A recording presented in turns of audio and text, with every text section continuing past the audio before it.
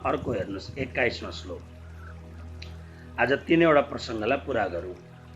यो यो याम याम तनुं भक्तः श्रद्धयार्चितुमिच्छति तस्य तस्याचलां श्रद्धां तामेव विदधाम्यहम्। यह जो जुन भक्त याम याम जुन तनुम देवताहरूको श्रद्धापूर्वक अर्चितुम इच्छति अर्चना गर्न चाहन्छ यानी पूजा गर्न चाहन्छन्। तस्य ती देवताहरूमा एव नै अहम म ताम ती भक्तहरूलाई श्रद्धा अचलाम विदधामि दृढता रूपले बनाइदिन्छु। यो श्लोक अलिकति विचित्र छ, जरा सुन्नुहोस्। म हिजो यही श्लोक बार हेरिरहेको थिएँ। अब श्री कृष्ण त्यसकारणले कोही बेला अर्जुन एकदम रिसाए जस्तो भएर, रिसाए मतलब नबुझेर बार कतिखेप कृष्णलाई अर्जुनले भन्नुभएको छ कि प्रभु तपाईँ यो नबुझ्ने खालको कुरा किन गर्नुहुन्छ, मतलब के भन्छ मिश्रित वाक्यहरू किन गर्नुहुन्छ भनेर अर्जुनले भने चाहिँ यो वाक्य यस्तै कन्फ्युजनवाला वाक्य छ, यसलाई म स्पष्टीकरण गर्छु, ध्यान दिएर सुन्नु होला, नभए बुझ्न गाह्रो हुन्छ यो श्लोक। कसरी भन्दा अब मेरो अनन्य भक्ति गर्ने भक्तहरूको महिमा अपरम्पार छ, त्यसका लागि वर्णन भइसक्यो। मलाई छोडेर देवताहरूको उपासना गर्ने हृतज्ञान ती ज्ञानबाट वञ्चित भएका मान्छेहरू तिनीहरूको अलग कुरो भयो।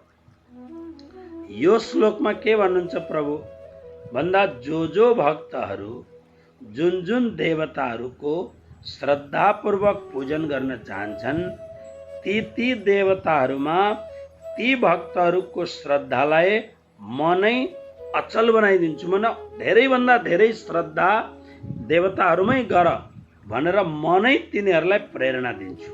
कारण के छ हेर्नुहोस्, अलिकति ध्यान दिएर।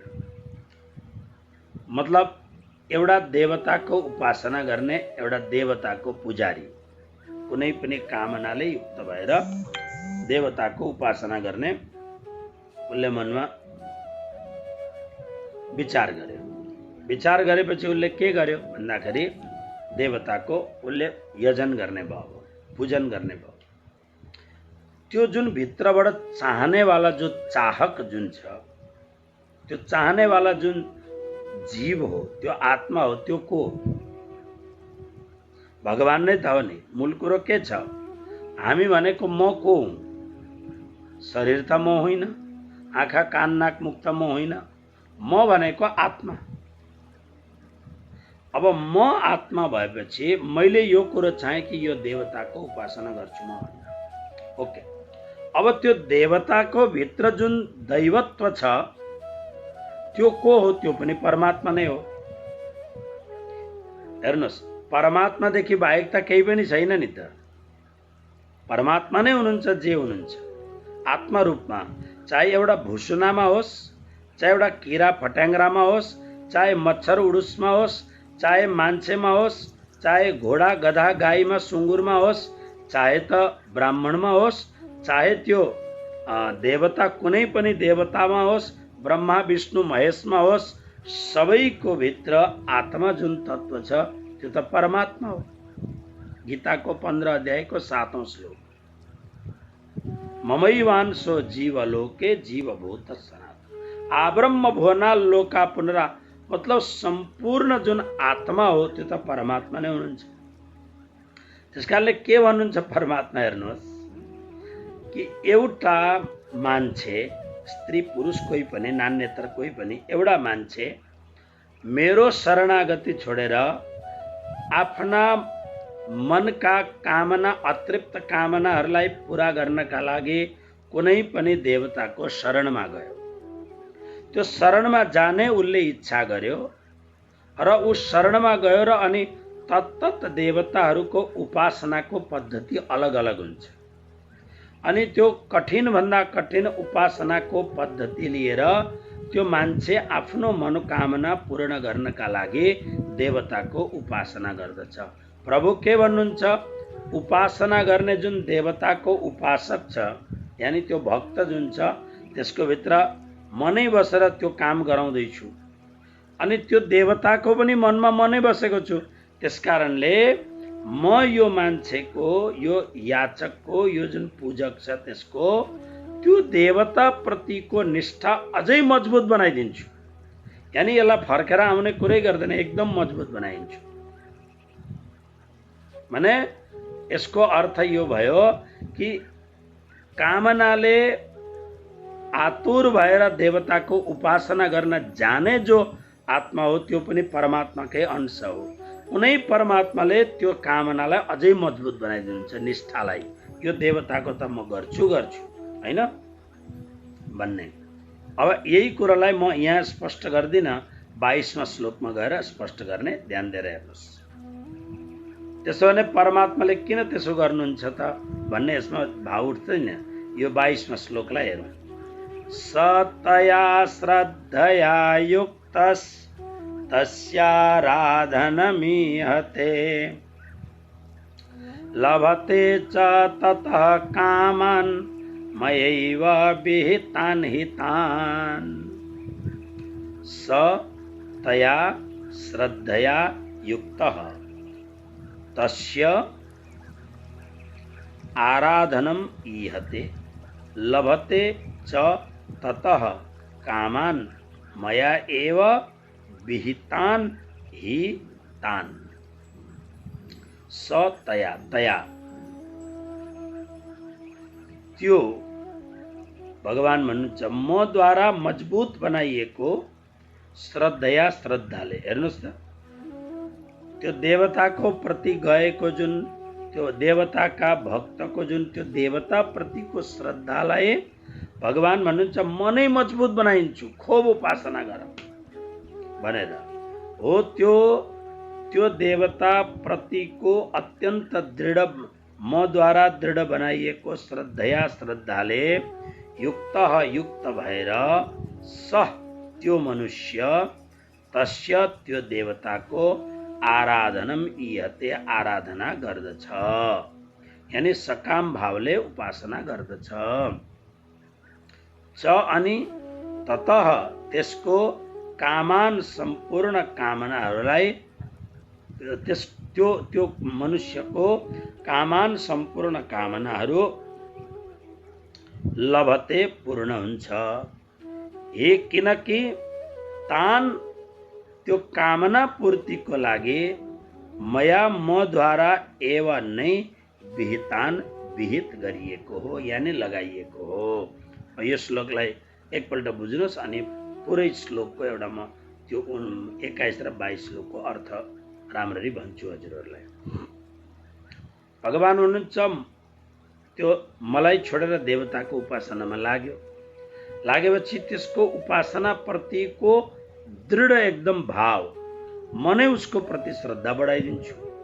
अब त्यो बढिएको श्रद्धाले युक्त भएर मनुष्य अत्यन्त प्रेमले, कठोरतापूर्वक उसले त्यो देवताको उपासना गर्दछ। उपासना गरेपछि त्यो देवतालाई म प्रेरणा दिन्छु, किन देवताको भित्र पनि त कृष्ण नै हुनुहुन्छ। म देवतालाई प्रेरणा दिन्छु कि त्यो भक्तको कामनालाई पुरा गर भने त्यो देवताको कामना पुरा गर्ने पनि त्यो देवताको प्रति जुन भावना जगाउने काम पनि मबाट नै हुन्छ। मया एव विहितान, म द्वारा नै हुन्छ भगवानले भन्नुभयो।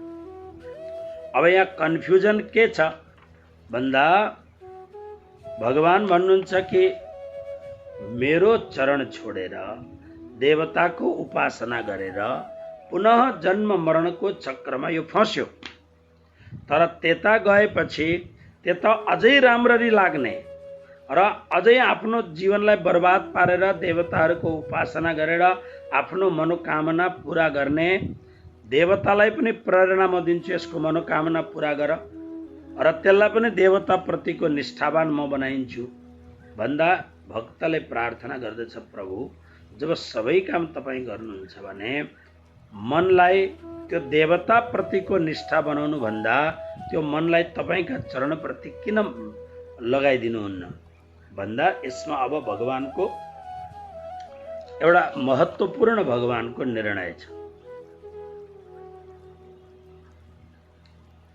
पहिलो यो 23वां श्लोकलाई सुनौ अन्त्यबाट। अन्तवत्तो फलं तेषां तद्भवत्यल्पमेधसां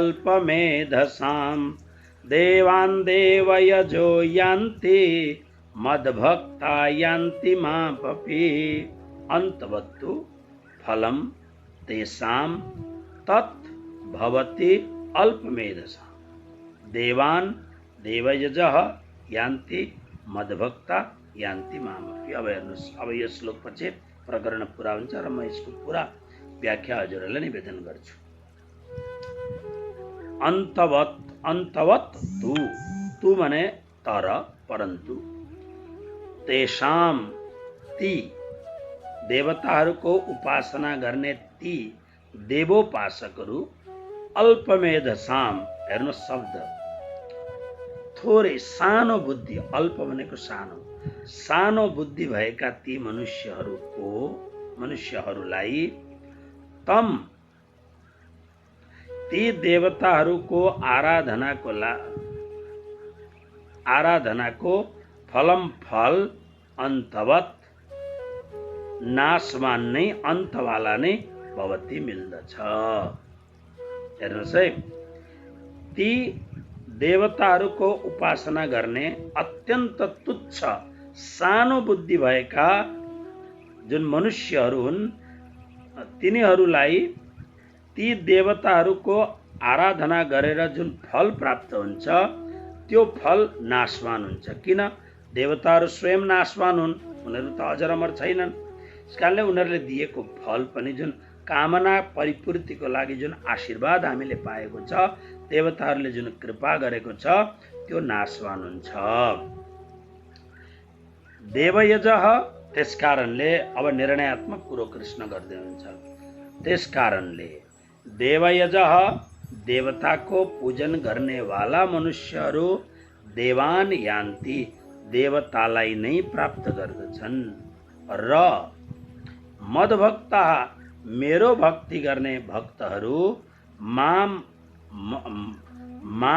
मलाई अपि पनि, अपि शब्दको अर्थ पनि हुन्छ तर यहाँ पनि शब्द उपयुक्त छैन, त्यसकारणले अपि शब्दले नै भन्ने अर्थ लगाउने।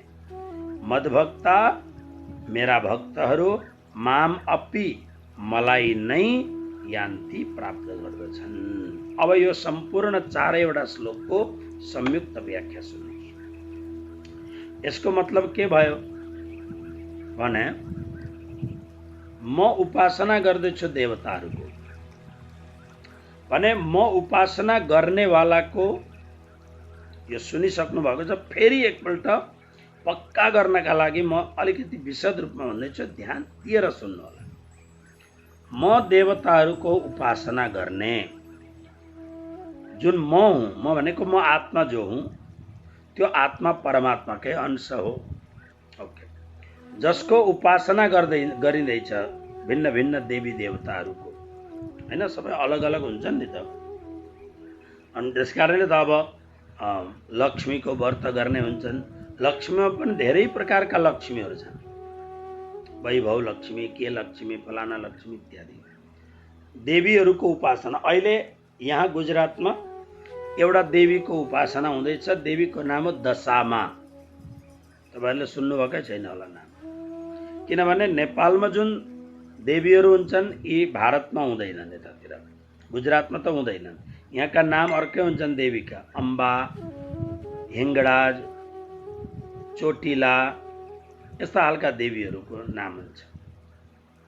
त्यसमा यहाँ प्राय अलिक गरिब वर्गहरूले धेर मान्ने हो। त्यो गरिबहरूले मान्ने माको नाम हो दशामा। 10 दिनको उपासना हुन्छ। घर घरमा मूर्ति लगाएर भजन गाएर धुमचक्र छ भक्तहरू। ती देवताहरूको आत्मा त्यो पनि म नै हुँ। यस कारणले भगवान हुनुहुन्छ यो उपासना गर्नका लागि प्रयुक्त भएको जो भक्त हो देवतापट्टि ढल्केपछि म त्यसलाई अझै ढल्काएर उतै मात्रै निष्ठावान बनाउँछु, म उतै एकोरियाइदिन्छु म।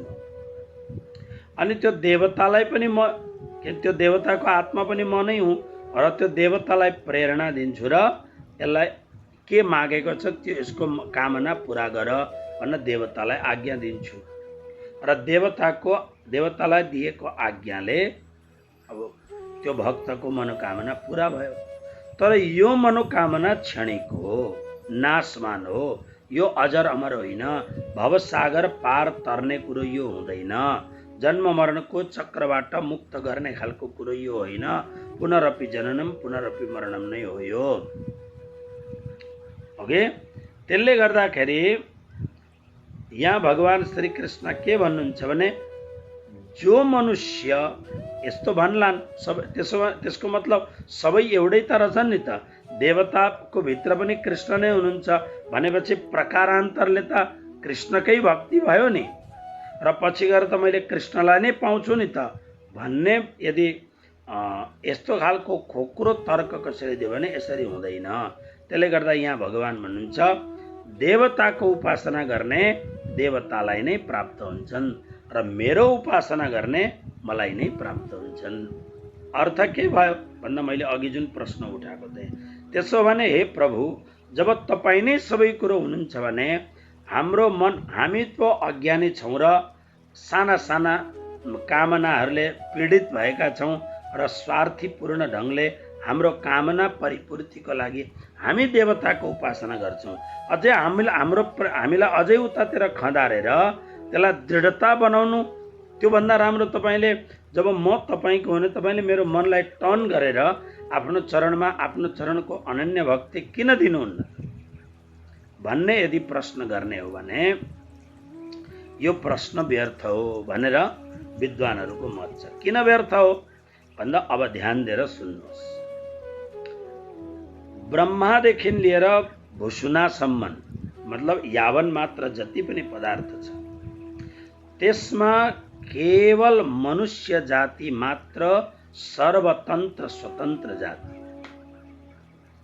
अरू सम्पूर्ण जातिहरू कर्मको बन्धनमा बाँधिएका छन्। कोही पाप कर्मलाई भोग्न, कोही पुण्य कर्मलाई भोग्न, सबै एउटा साइकलमा छन्। उनीहरूको स्वतन्त्रता त को केही पनि मतलब छैन। त्यसकारणले त देवताहरू मनुष्य जीवनको विषयमा प्रार्थना गर्दछन्, गायन्ति देवा किल गीतकानि धन्यास्तु ते भारत भूमि भागा। गायन्ति देवा, देवताहरू गायन्ति, देवताहरू पनि प्रार्थना गर्दछन् कि हाम्रो मनोकाम, देवताहरू के भन्छन्,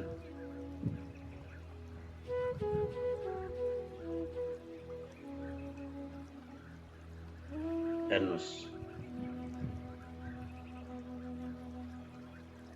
गायन्ति देवाः किल गीतकानि धन्यस्तु ते भारत भूमि भागे स्वर्गापवर्गास् पदमार्गभूते भवन्ति भूयः पुरुषासुरत्वात्। देवगण पनि निरन्तर प्रार्थना गर्दछन् स्वर्ग अपवर्गको मार्गभूत एकपल्ट भारतवर्षमा मनुष्यको जन्म हामीले पाऊँ भनेर प्रार्थना गर्दछन्। भारतमा जन्म पाऊँ भनेर प्रार्थना गर्दछन्। कारण किन हो भन्दाखेरि कारण यस कारणले हो कि विष्णु पुराणको श्लोक हेर्नुहोस्, देवताहरू स्वर्गमा बसेर कामना गर्दछन्, हे प्रभु एकपल्ट भारत भूमिमा मनुष्यको रूपमा जन्म जन्म पाएका थियौ, अनन्त पुण्य देवताहरूको घोर कठोर भन्दा कठोर उपासना गरेर तिमी स्वर्ग पुग्यौ। अब स्वर्गको आनन्द मोज मजा भोग आनन्द गर फेरि भारतमा मनुष्य जीवन पाउने कामना किन गर्दछौ त भन्दाखेरि श्री त्यहाँ विष्णु पुराणको यो श्लोक बहुत सुन्दर श्लोक छ। हामीले पुण्य कर्म गरेर पुण्यको साङ्लोमा बेरिएर हामी यहाँ देवत्व भयौँ, तर मोक्ष पाउन सक्यौँ न, हामीले मुक्ति पाउन सक्यौँ न। हामीले यानि जन्म मरणको चक्रबाट, आवागमनको बन्धनबाट मुक्ति हुन सक्यौँ न। अब एकपल्ट हामीले यदि जन्म पायौँ भने कतै पनि नअल्मलिकन केवल हे कृष्ण हजुरको चरणको भक्ति गरेर जन्म मरणको चक्रबाट मुक्त भएर हजुरको चरणमा आउन चाहन्छ। यसको मतलब मनुष्य जीवन देवता देव दुर्लभ मनुष्य तन हो। भगवान रामले त उत्तरकाण्ड भन्नुभएको छ, सुर दुर्लभ सब ग्रन्थ निगा। र मनुष्यले यो कतै पनि परमात्मालाई इल्जाम लाउन सक्दैन। परमात्माले गर्दा म देवताको उपासना गर्न गएँ, परमात्माले गर्दा म पाप कर्ममा लागेँ, परमात्मा नै। मनुष्य भएपछि परमात्माले उसको विवेक र विचारलाई स्वतन्त्र बनाइदिनु भएको छ। त्यसकारणले मनुष्यले आफ्नो ज्ञानको विकास गरेर सत्सङ्गमा रहेर निष्काम भावले परमात्मालाई प्राप्त गर्ने कोसिस गर्नुपर्दछ। यसमा मनुष्य परमात्मालाई दोष लगाउने ठाउँै छैन। प्राणनाथजीले भन्नुभएको छ, नकरे भजन दोष देवे साई को, कहे दया बिना नहोवे साध संग। नकरे भजन, भजन भक्ति गर्दैन अनि दोष दिन्छ परमात्मालाई। नै, मनुष्य जीवन सर्वश्रेष्ठ जीवन हो। अरबौंपति पैसा भएको मनुष्य र अत्यन्त तन्नाम गरिब भएको मनुष्यलाई परमात्माले नेचुरली तिनै सबै कुराहरू दिएको छ जो एउटा अरबौंपति मान्छे र एउटा गरिब भन्दा गरिब मान्छेलाई एउटै कुरो दिएको छ, समय त्यति नै दिएको छ, समयको सदुपयोग गर्ने कुरो। त्यसकारणले यो चारैवटा श्लोकको समाहार गर्दाखेरि मनुष्य सर्वतन्त्र स्वतन्त्र छ र मनुष्यले आफ्नो विवेक विचारलाई स्वीकार गरेर, आफ्नो विवेक विचारलाई ध्यान गरेर मनुष्यले म कतापट्टि ढल्किने हो।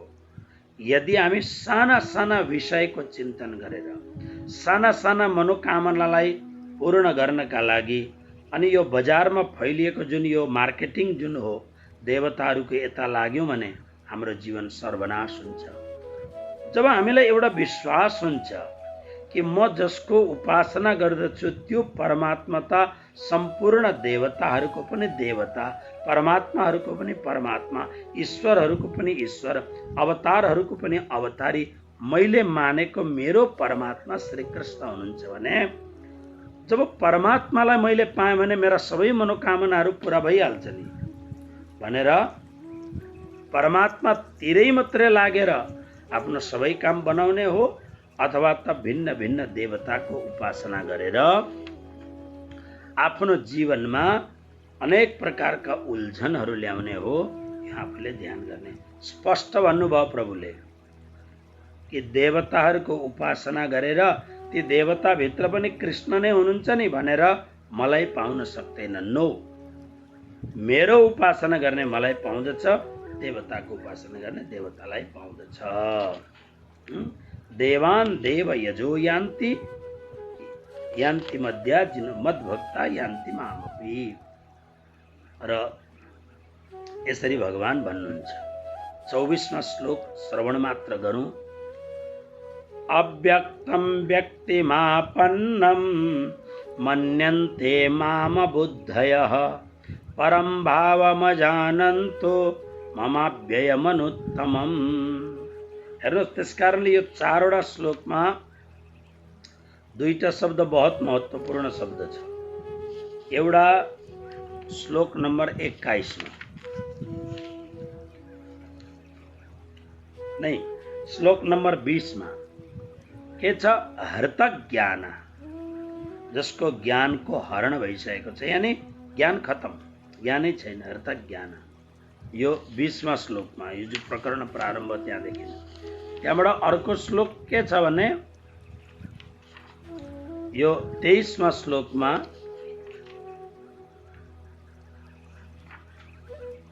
अल्पमेधसाम अत्यन्त तुच्छ बुद्धिवाला।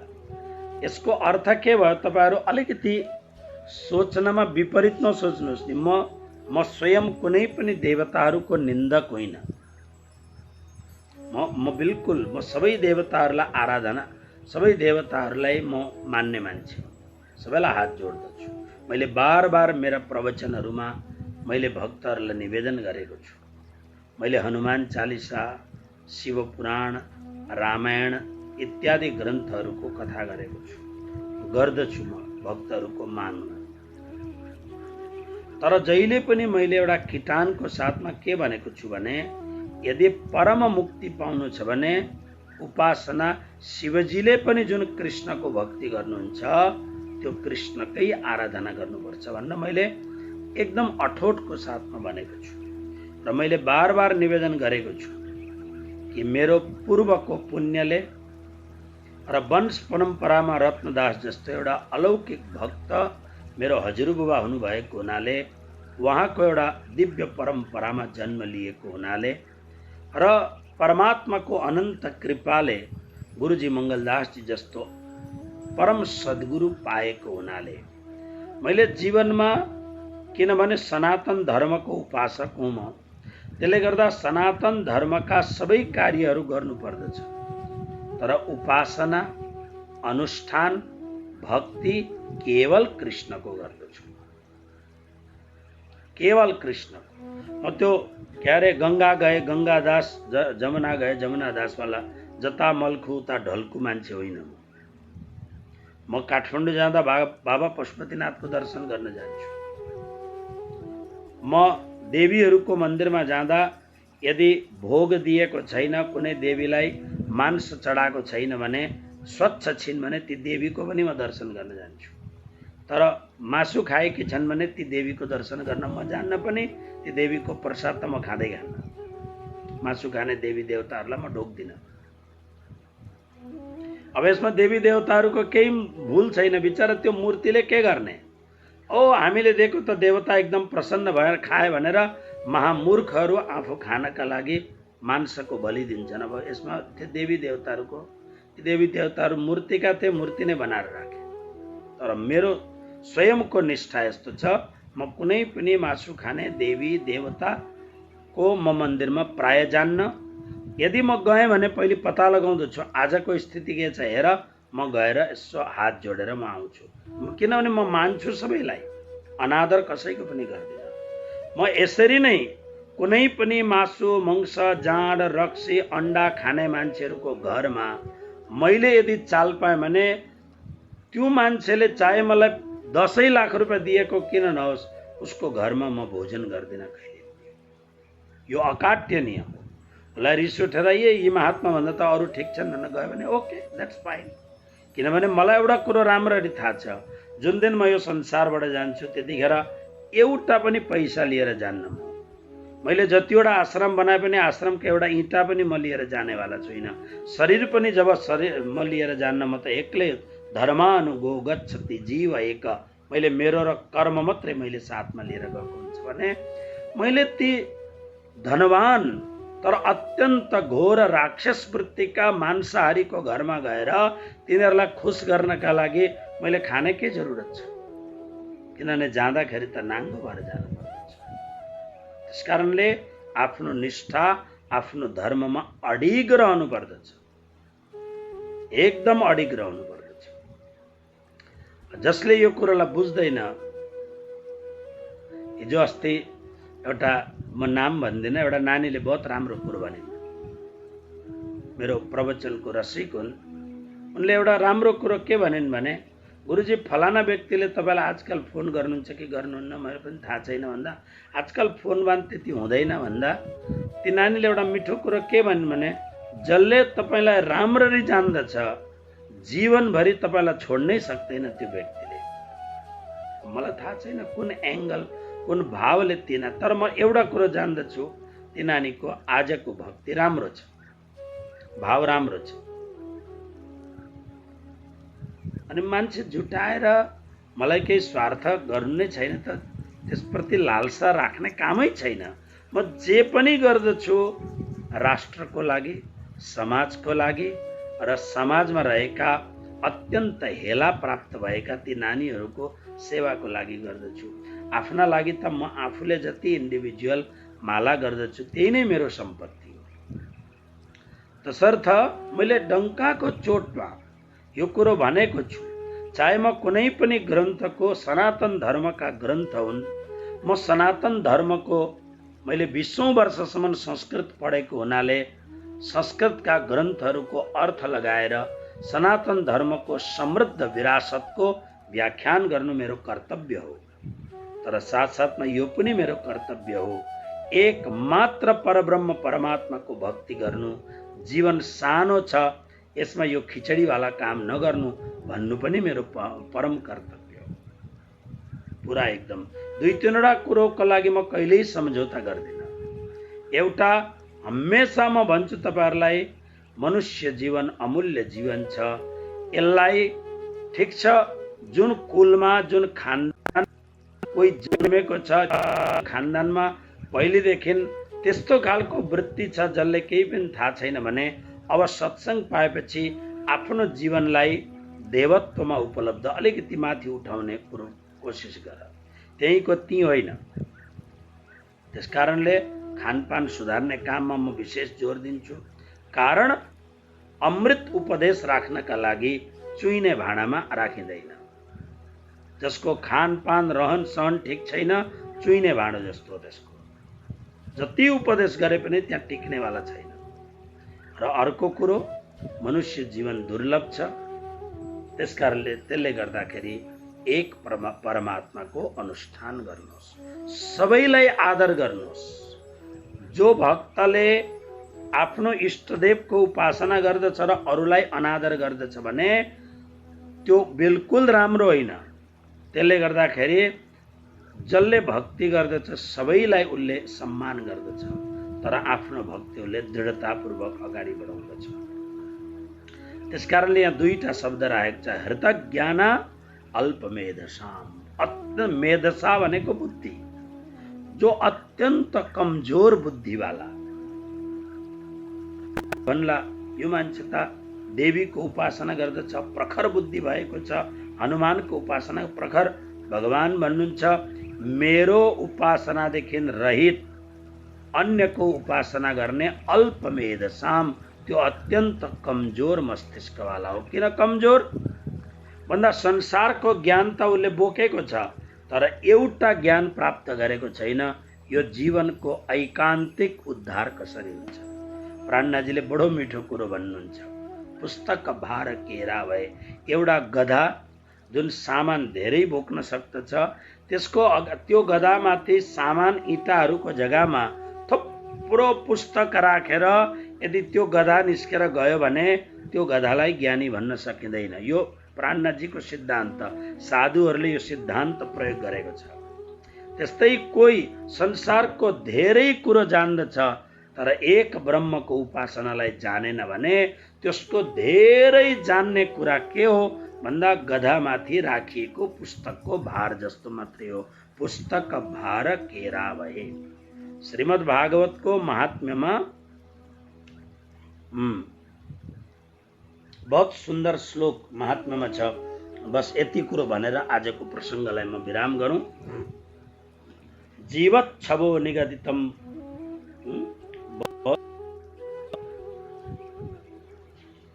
जसले एकपल्ट पनि श्रीमद् भागवतको कथा सुनेन त्यो व्यक्ति कस्तो हो भनेर यहाँनिर जुन लेखेको छ, जसले जीवनमा आजन्म मात्रमपि येन सठेन किंचित चित्तम विधाय सुख शास्त्र कथा न पीता चाण्डालवच्च खरवद व्यततेन नीतम मिथ्या स्वजन्म जननी जनि दुःख बाजा। हेर्नुहोस्, म तपाईहरुलाई यसको हिन्दीको अर्थ पढेर सुनाउँछु। म संस्कृतकै अर्थ लगाइदिन सक्छु, तर मैले अर्थ लगाउँदा मैले मेरो मन परेको अर्थ लगाएँ कि भन्ने सोच्नु होला। गीता प्रेस गोरखपुरको श्रीमद् भागवत को हिंदी को अर्थ सुन लो।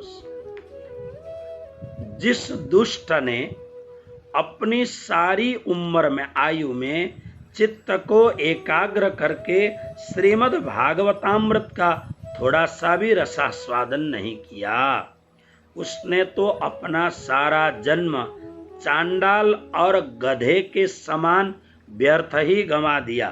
जो सुनने से वह तो अपनी माता को प्रसव पीड़ा पहुंचाने के लिए ही उत्पन्न हुआ है। यानी आमालाई हो मतलब त्यो आमाको मल र मान्छेमा केही फरक छैन भन्न खोजेको यो। एकपल्ट जसले श्रीमद् भागवत कथा सुन्ने समय पाएन, अनि हामीले त धेरै सुनेको छ, धेरै सुनेर के गर्नु?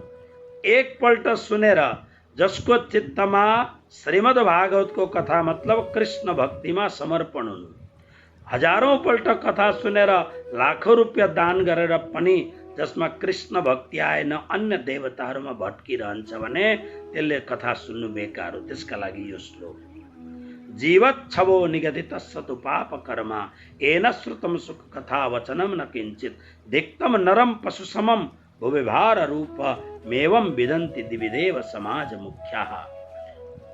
23वां श्लोक जिसने इस सुख शास्त्र के थोड़े से भी वचन नहीं सुने, वह पापात्मा तो जीता हुआ ही मुर्दे के समान है। पृथ्वी के भार स्वरूप उस पशुतुल्य मनुष्य को धिक्कार है, धिक्कार है, धिक्कार है। यूं स्वर्ग लोक में देवताओं में प्रधान इंद्रादि देवता ऐसा कहते।